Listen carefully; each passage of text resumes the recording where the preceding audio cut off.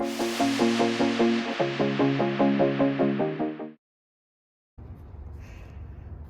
it's time to discuss the Sienna install here, kind of wrapping up all the pieces, the head units back in.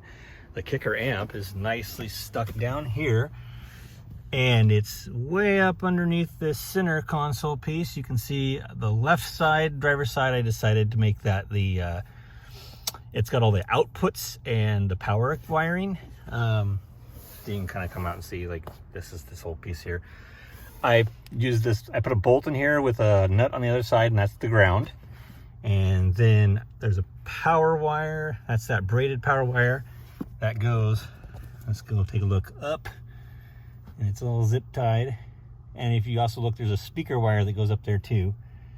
But the power wire comes all the way over here, and this is the fuse block, and that is an add fuse block. That is labeled amp number 2, and it's a 25 amp spot. We don't have amp number 1 or amp number 2 in our cars if we don't have JBL. So I just popped the 25 amp fuse out, put that add fuse in there, and if you notice, the wire is pointing towards the back of the car. That's important, because if you put this in the other way, then what happens is power will go straight out of the fuse block into that wire and won't go through the fuse that you're going to add, which is a 20 amp fuse, and you don't want that because you want a fused link. So that's nice in there, everything's zip tied. That speaker wire drops on down, and it comes down. This is the left side woofer, and it pops into this door harness right here. This is the place where I cut, and I talked about that earlier.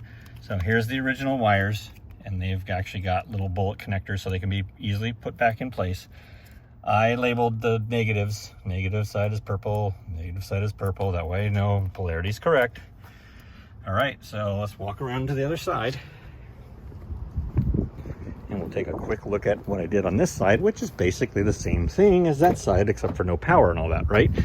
So here's the, all right, so here's the kick panel on the right side, and it's the same type of deal. I got the speaker wire coming down, got blue and green coming out of this body connector, and then the originals have a bullet, so I can reconnect if I want to. Label the minuses. That'll tuck nice up under there, and you can see I zip tied it to a couple of wiring harnesses that just kind of go under there. There's a panel that goes and covers this all up, and then there's our key amp, and he's just sitting there, and it's pretty easy to get to still. I mean, it's not easy, but it's not terrible, because this panel is actually really easier to take off than the driver's side. So for accessibility, this is great, because we want to be able to get to these dip switches if we want to change anything, and we need this microphone port because that's where we plug our tuning mic in. And yeah, that's it.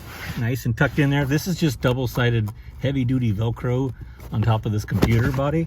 I'd like to figure out how to do a little bit more of a secure mount, but for now, that's, you know, it works, it's adequate. It's not the best, but hey, you know, I want to get this done. I've already done a quick tune on it. I think it sounds pretty good. I'll walk you guys through that here next, but I got to get this panels all put back on and get this car drivable again. All right, thanks for watching.